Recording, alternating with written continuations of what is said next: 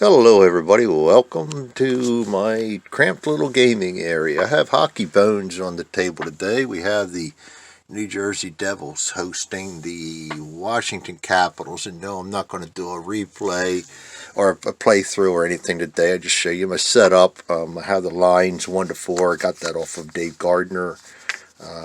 Digital to dice. Instead of flipping mine over at all, I just keep them stacked. And the other idea I got from him is on Excel, and I'm just going to record that just a hair right here, but I'm going to splice this video together with the one I do on the computer, which will be a lot clearer on how to use the Excel. So these are the teams that I'll be using as I click through it, and my starting lines are going to be the Todd line and the Kreiger line. Both teams are starting. I do this randomly, and I'll go through that in more detail in my video that I do that I splice onto the end of this. So we have Bill Guerin at right wing, Todd Kreiger center, Zeno Seiger at Kevin Todd. Why did I say Todd Kreiger? That's on my mind from something. Oh boy! Now I've lost my. There we go. Kevin Todd at center. Zeno Seiger at left. Scott Niedermeyer, right defense. And I'm not even going to try it, damn it. Fatitsev at left defense. And we have Craig Billington on his second start and goalie. And for the Caps, we have Bob Carpenter, Todd Kreiger, Paul McDermott, Al Iafrate, and Kevin Hatcher with Don Beaupre in the net for the Caps. And these are from the 1992-93 set. And I just kind of want to familiarize you guys with the cards I'm going to be showing as I do a brief demonstration on how I keep track of stats and everything in the Excel helper I made up to keep track of everything, how I do my lines and things like that. So here you have it. I'm going to go ahead and splice in another video. I'm not good enough, nor do I have the setup to do a full video switching back and forth cameras, so I just have to do it the good old-fashioned way. And here we go. Hello everybody, Hockey Bones. This will be the part 2. I'll splice these together from the live video from my phone and this. I don't have a digital camera or anything to do things properly, so we just kind of do it our way right now. This is my Excel helper I use I have one made for 79 and 80 and one made for 92 and 93 Hockey Bones. A lot going on here, but I use this so I can just click and keep stats. I have all teams. I have a nice little set of macros in here that I can enter the data from the database hockey and just do a little text to columns and hit a couple of macros and a couple other things I do, and I can have all the games played by each individual player mapped out pretty easily without too much work on my part. It takes me about 20 minutes a team, maybe if that. I end up doing them while I'm playing as I go through the first round of the schedule. So, and then I have it keep track of them based on their wins and losses over here as to who's currently available for the next game.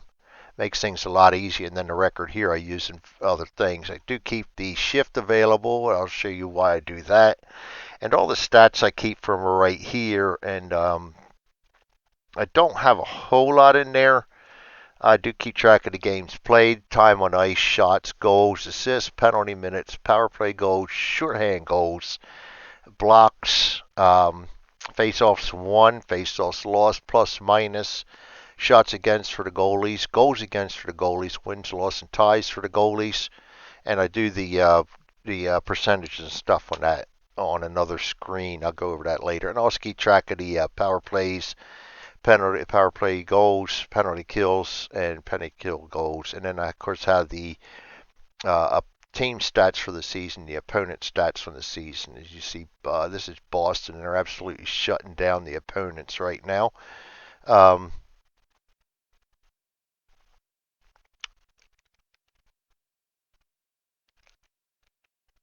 so anyway, I will go over. I gotta look. I get sidetracked. Sorry about that.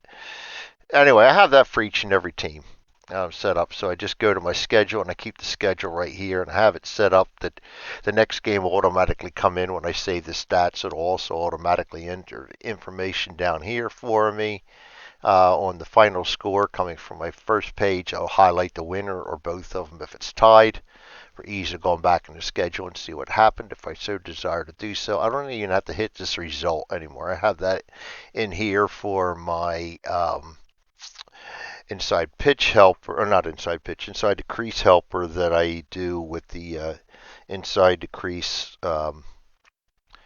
PC version. So I do it a little more manually there. So what I do is I just come in and I will click on the visitors team, the Caps, click on the Devils, and it brings me over to my roster screen. Normally I'll clear it, but I'm not going to do that because that's going to bring everybody in here, and I have it set so it doesn't copy over the formulas. It just gives me the availability. Then over here I have it highlight all my available players that game. As you see, there's 18 skaters, 18 skaters. 70s it gets a little more interesting with your 60s and 70s with your guys that are not having full. You only have 17. Sometimes it even came out with like 16 or 15. But it'll show you that, and it gives me my starting goalie and my backup goalie for each game based on the schedule that I put out in the aforementioned team sheets. And then I just put numbers 1 through 18 on here. 1 to 3 being the first line, starting the right wing, center, left wing, and I go on down the line. And then 13, 14 will be right D and left D for the first defensive line, and then I go on down to 18. When I'm done doing that for both teams, I come over here to my game page and I will hit this lineups, which will automatically put in all the players available from 1 to 18, and it'll put open in there if I don't have anybody open, and it doesn't show up on this one, but I will put open down here as many times as I need to make sure that I have 1 to 18 in there. Which brings me to the lines. I'd like to try to get as statistically accurate as possible in putting cards into the lines into the game. So with that being said, 9 times out of 10, unless it's blatantly idiotic to leave somebody in there for a power play, I will just leave the existing line in there and just abstract things out a little bit. But for the most part, it really doesn't show up because of the way I've got the line set up. I made slot availabilities for each period based on the shift for each crew, and I add all those together and divide them by the 4 crews so that I have the, that's what this is right here. Actually, this is not. It divides lines. Say home over here has 27 shift points, I guess is what you'll call it. So I bring that number over here is divided by 30. So I know to have, and it keeps track of that based on how much the sum of it is. Yeah, it is. I see there. I have it. It is the line divided by the total times 30. So I have 3 different periods of 10 slots each for each 2 minutes of play. So then I just go ahead and make these guys are at 9, so I'm going to make sure I have 9 slots dedicated through the 3 periods. And as you see, 4th period, then the ill-used 4th line, I'm only going to have show up once in the 4th period. In this case, 1st and 2nd lines are the same all the way through, and it usually doesn't work out like that, but sometimes it does. Same for the defense, pretty steady in this one. We're going to have 4, 4, and 2 for the 3rd period, 4, 3, and 3 for each of the first 2 periods, and it's going to randomize all these when I set it up. Between periods, I come down over here and I set it all up. It's a little time consuming, but I think it's worth it in the long run. You get your. This is the idea I got off of Dave for doing his random cards. I just put mine into Excel. Um, so as you see, period one, we're going to have 3 line 1 appearances, 3 line 2 appearances. Cancel that.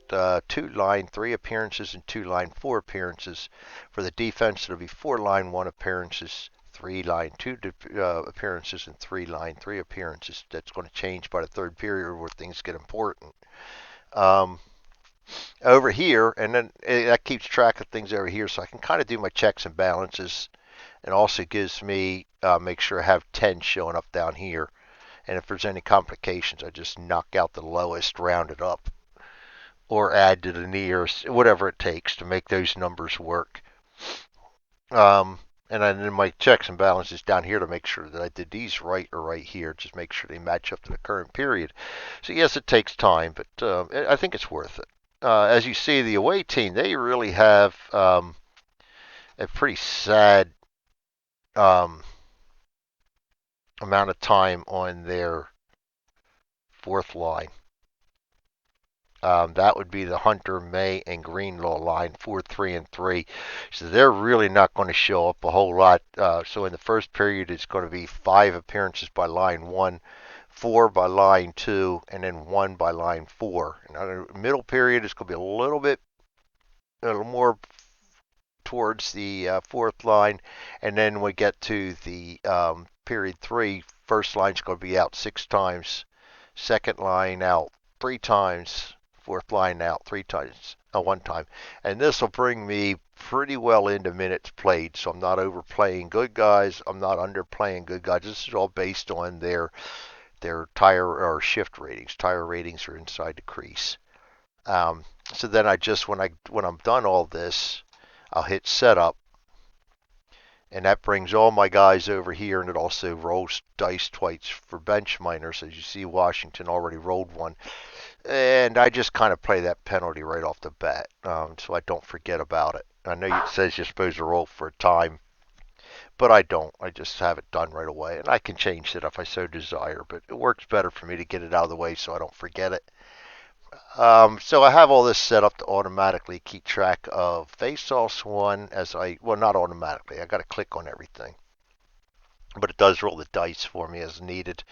Um, so I'll real quick go through and do like a face-off and a couple of things so you can see how it works. It's also cool because I can keep the current goalie save percentages and goals against situated right here, and I also keep track of when I put the goal text in for each goal. It'll keep track of the current goal scored and everything in a after action report that I have show up automatically down here. So let's go ahead. We're going to do face off, and I'm going to roll for face off. I just click on this. That gives me the face off visitors left defense. That goes to Ally Freight. So visitors are going to win the face off, and as you see, that comes down here. It gives Kryger a face-off win, and it gives Todd a face-off loss. It also applies the results to my team sheet over here, and at the end of the game, I'll go ahead and save stats, and that'll save that permanently to their team sheet. So anyway, visitors have the draw, so we're going to go ahead and hit a roll time. This is the other cool part. Everybody gets assigned their 0.4 of a shift, which is 1/5 of 2 minutes based on their timing, and it also keeps track of my time for me then. And it'll also, as you see, takes off of the bench miner over here. And I did forget to take out the lowest, which would be Paul McDermott. He should not have had a time, but we're going to let that slide. He is going to be doing my shorthanded for this. So as you see, it also shows up now that they're shorthanded, and these guys are on the power play. These guys are on the power play. I'll kick power play down here. It'll tab on one power play for me, and it'll apply that also to the team sheet. So I afraid he gets it on shorthand, and so we are 5-9 on the shorthanded on I Afraid's cards at 10. He is 3, No, defense. 6 plus 2 from Niedermeyer and Fetisov is going to be 8. 9 for Gurin, 10 for Todd, 11 for Siger. So that is going to be a turnover on Eifredi. Goes to right wing Gurin. And we go to the next card draw. Gurin has it on the power play. 6-10 is going to be a home 7 against the penalty kill. That's a 3 for Eifredi, 3 for Hatcher, 1 for Carpenter, 2 for Kreiger. That's going to be a 10. We look up on the penalty kill. 10 for a penalty kill. 4 is a 5. To the 8-7 is going to be a shot for Gurin. So I just come down here. Well, I'm not going to do that until I roll the dice. I roll 1 time for the shot. 1-7 is actually in Gurin's range. So that's going to be a shot for Gurin on target. And I know it's not blocked because I have it giving me a sign up here if there's any blocked guys on the ice, and I keep track of that right here and here, so I don't have to look at things. I'll just have a big red flag here to know. Okay, double check these guys to see if there's a block. It doesn't differentiate between which team has the blockers on the ice, so I do got to verify that. But it makes it a little bit easier on me. I also have a red flag comes up here to tell me when to shift my lines, and as you can see, I have a little button set up there too. I'll click that and it'll automatically switch my lines for me. The only thing I got to do is go through and manually change whoever's in there for the guy still holding the puck at the shift change. So I like to keep it automatic so I don't forget things, and I do like to keep stats. I love stats. Anyway, Gurin got a shot, so I'll just come over here over top of shots. Click 1. You'll see he has 1 shot. It actually does not physically put it into that sheet. As you see, that's just a formula right there. That picks it up off of his game stats down here, so I can see how many guys are getting good shots. Or not good shots. I didn't put that in there. Who's got on targets and not. I just put shots. And as you see, it tabulates Jersey for the first period. And as the periods go along, that'll automatically apply shots and goals in the proper period and keep a tally for me. Also, if you look up here, it keeps track of the wins and losses for me, so I know who's coming into the game hot and who's not. So we've got up-to-date stats for the goalies, up-to-date records for the teams, stadium I'm playing in, date that I'm playing it on. All this information I like just because I'm anal, maybe. Gurin, shot on target. 175. We click the shot. We go to Beaupre's card. We roll again. 4-6 for Beaupre is, oh goodness, lowercase left defense. So you get to see how I do a goal right off the bat also. And this is a power play goal. So I'm going to click down here on the power play. I'm not going to do anything yet with anything other than Gurin's going to get a goal. So I'm going to apply that. And then I'm going to hit assists. It's going to roll. Remind me to check my goalie assists because I forget things. And he does not get an assist. That's Billington. And so it's going to be 4 and 2. So it's going to be the highest and next to the lowest. And the highest is 21 Siger. Next to the lowest is 14 Niedermeyer. So I'm going to put Siger assist and Niedermeyer assist. And then I'm going to go down here and I'll click my goal text. Goal scorer was Gurin at row 17, Siger 19, and Niedermeyer at 20. And as you see down here, it's filled in these. So that's going to be goal at 1912, Bill Gurin's first of the year, Jersey Devils. Siger, first assist. Niedermeyer, third assist. Power play. And because I clicked things up there, we have a penalty kill goal and an opportunity for Washington, and a power play goal and opportunity for the Devils. And this also translates over to the theme cards. So that's pretty cool. And then you see that it put the goal up here properly. And now I will get rid of the power play. I didn't put a button in for that because they scored the goal. and I'm just going to go ahead and hit VF1, VF3 to put the line back in there. McDermott's going to come back on the ice. And as you see, when it did the time, it should actually have McDermott down one more segment too, because I forgot things, but I'll let point 4 go. So we're back to the face-off, and I actually got to play this to the first line change because I'll show you how I got that all set up too. I think it's pretty cool. I just like to share this because I put a lot of work into it, and I just like to share it so people get ideas of how to play their game or do it their own way. But you can use Excel to automate a lot of things, and I just kind of want to get that out there that it's not really that hard to do using macros. If I can do it, anybody can do it. I am no techie. I am a machine mechanic by trade, and I can't even do that anymore because I'm disabled. So early retired by 5 years, which is great because now I can just play games a lot, go out with the wife. I'll take the disability. I don't walk as well as I used to. I need a cane now. But I tell you what, the stress level is so much nicer other than having to deal with health issues of the wife. So I'm not going to complain about that at all. Anyway, anywho, as we used to say, I'm using my black D20 as a puck because I don't have any good black chits. I don't have a whole lot of game accessories because most of the stuff I do is on Vassal, and even my card games. I put a lot of card games into Excel. I'll go through them another day. You've seen some of my other ones on my videos. Anyway, I get long-winded. I do that. Face-off. Back to the face-off. They are now down. Washington's now down 1-0. Jersey's looking for their first win. Holmes left wing and power play, but there is no power play, so it's just going to be straight up Holmes left wing. Goes to Zdeno Sider. Home wins the face-off. As you see, Kreiger lost one now. And Todd 1-1 now. I don't have the FOW there, but that's fine. You get the idea. You also see how the plus and minuses are in here now.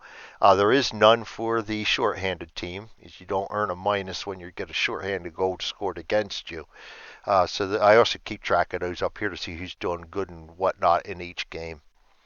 That also took Beaupre up to 301 from 2-something, but he's still shutting them down at .918. He's got a high, not high, that's not bad goal against average. Anyway, he is stopping a lot of shots. Let's put it that way. In order to have a high save percentage and a pretty decent goals against average, you got to be stopping a lot of shots. As you see over here, Billington has not been used a whole lot. He's got a 603 right now with a 7.41 stop percent. So I don't know what his actual stats are. I'd have to go look them up. I'll show you quick my stats suite, as I like to say, eventually down the line. But I did want to show you how I do all that. Now, talking again. Sider bringing it up for the Devils. 3-5 on Sider's card is going to be an R, so another shot, and this is going to be a rebound shot. 3-8 for Sider. He's a 2-7-1. That's not on target. We do give him a shot because it's not blocked. We're going to go check the rebound. Defense for Washington has a 3 and a 4 for clearing. That's a 7. And there is no S's on the ice for New Jersey. So a 4-7 will go to Washington. And we have a 3-10. So Washington's going to maintain this. It's going to go to the right defenseman, Hatcher. Hatcher's going to go ahead and bring it up. So as you see, Beaupre already went down .01. Is now at 1919 at 09 at .919 now instead of .908. So I mean, this is all real time. That's why I love doing this with Excel. That's why I don't know. I'm just doing this to share my excitement, I guess. Anyway, Hatcher's going to bring it up for the away team, Washington. 4-4 off of his card. That's a PF3, as Dave says. PF Chang. We have 4 checkers on the ice, so that's going to be a pass. And that goes to 2 on his card. That is the left wing, Bob Carpenter. Carpenter then is going to bring it up, and here we go. This is where the line change comes in. So all I got to do, as you see, I lead red flag, so I don't forget to do things. I just click on that. It automatically switches my lines. I'll go through my cards real quick. It's going to be the Schlegel Johansson defense core with Miller, Kelly Miller. I got to remember that there's 2 Millers in this line, Ridley and Illinois. And so Miller, Ridley, and Illinois. That's going to be the bottom card. This is line 2 of the visitors. Illinois and Ridley are going to come out. Carpenter's going to stay in for the time being. I get excited and I don't talk well to begin with. So, and Lemieux, Richet, and Holik are the front line for Jersey. We're starting to see the first line already. And defensive core of Albaline and Danico. Kenny Danico. Always liked watching him play. Hated the Devils, but for some reason I liked watching Danico play. Still like watching him commentate on the NHL Network. So Carpenter has the puck. We're looking at the 6-6-2 here. And as you see, now there are times, except for Carpenter, are all at 0, that the goalies are still tabulating. Carpenter's going to bring that up on a 6-6-2. So we didn't do that result yet. That is an X for Carpenter. Good. You get to see this too. This is great. X for Carpenter is a penalty. 3-9. That's going to be 9 odds, which is the line. So all I do is come up here to Carpenter's, and I put the symbol in there. In this case, it's a dash for him, and it's going to give Bob Carpenter a 2-minute penalty over here, and there's also a 2-minute power play, and it's going to tabulate 2 minutes for him. I do need to click manually power play for them, and I do need to manually check. I do want to put this in there where it automatically will roll for and remind me like it does the goalie assists. But he is an MC of 0, so it doesn't matter. I'm going to flip him over. Actually, I'm going to go ahead and bring out visitors forwards too. I'm going to bring out Kelly Miller and flip him over because he's going to be the one sitting out the power play. And that's basically it. You know what? No, we already showed you guys the penalty going on. So I'm going to go ahead and close this out here. Just kind of give you a brief. You know what? Hold on. I do got to show you another suite and a wife's calling me. I'll be right back. All right, sorry about that. We're having another issue with medicine. So let me go in here. I do keep track of my box scores, so I'll go show that real quick.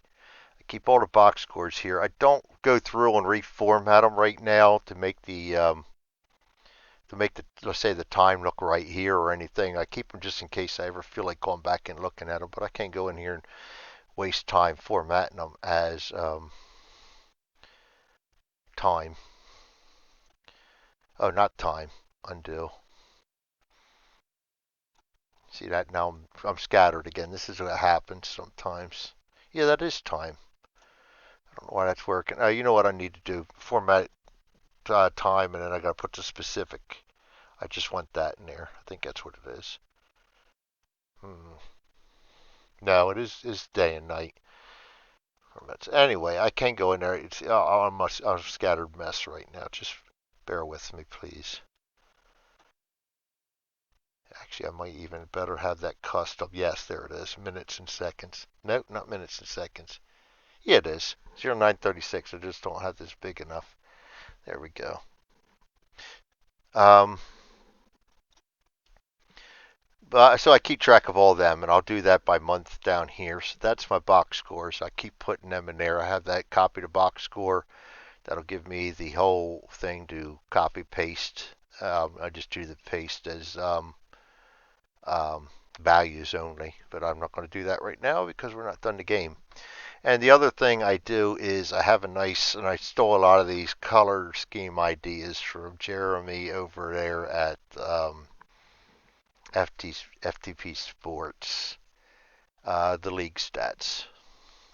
I stole this idea from him, so I kind of like it. There's my standings, and I just hit up here, and it'll sort them out by points, a percent, and wins and losses, etc. And so far, that seems to be sorting them the way I want it to.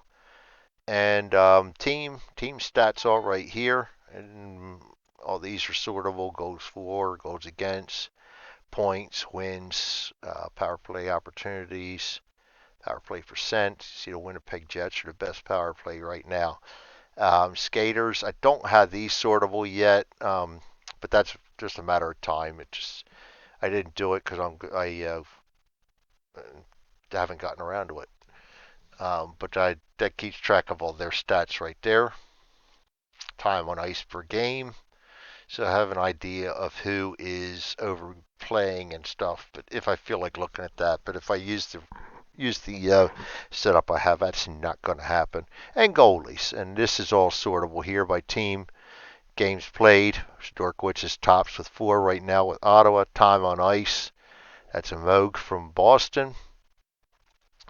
Shot attempts. Beaupre, as I said, he's been stopping a lot of them. Well, that's why he's got the high save percentage. As you see, this isn't updated right now because it doesn't have the current game stats in it. That's what he was before the game started. But his goals against Stork, which is the worst with that. He's got 4 games, not necessarily starts. He's only got 14-6 time on ice, 146 rather. So that's like 30 some. So he's been either pulled a couple times or coming in as a backup for Weeksy. No, he came in as a backup for Weeksy. Weeksy came in and got shelled. 11.25 right now with a .700. So Otto is really stinking it up. This is their expansion year. What do you expect? Wins, losses, ties. You get the idea. Goals against average. Weeksy leads the crew there, but that's just he had that one start. Same with Hayward with San Jose. Bale Ramford's the surprising one right now. He's off to a really poor start, and he wasn't that bad this year. So, but that's you expect highs and lows in a start. And save percent. Now Dominic Hasek's the best on that right now. I left the stars in here so I can see who the Hall of Famers are right now. It's just me being me. So there you have it. Brief, not so brief video. Half-hour video of me explaining crap. Holy crap.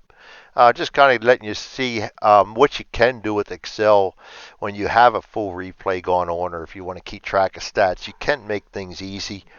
I just use shapes the same as I use these buttons. And when I put them in here, I just format the shape and I take out the fill and the lines and stuff and leave a blank space and then assign a macro to it. So you just click on the proper area and it makes stat keeping so much easier. You don't have to do inputs. And then I just use macros to assign it here, and you see these numbers I have here that assigns them with their stat number for the game or stat row using cells to look things up, and then stat row for the team sheet over here, so to look up, and then you just look up the row to put it in or the column to put it in. Say it'd be like 106. So relatively easy. So it is possible to keep real good track of stats using Excel. You don't have to put your own dice in. I like to for ease. I can also roll my own dice if I want to. So it doesn't really matter. I use this as an accessory when I play on the board. So it makes things a lot easier for me. And I do love stats. So that's it. Thanks for joining me, everybody. This is my stats helper for Hockey Bones Hockey. Played the 92-93 season. And thank you for joining me. We will see you guys next time.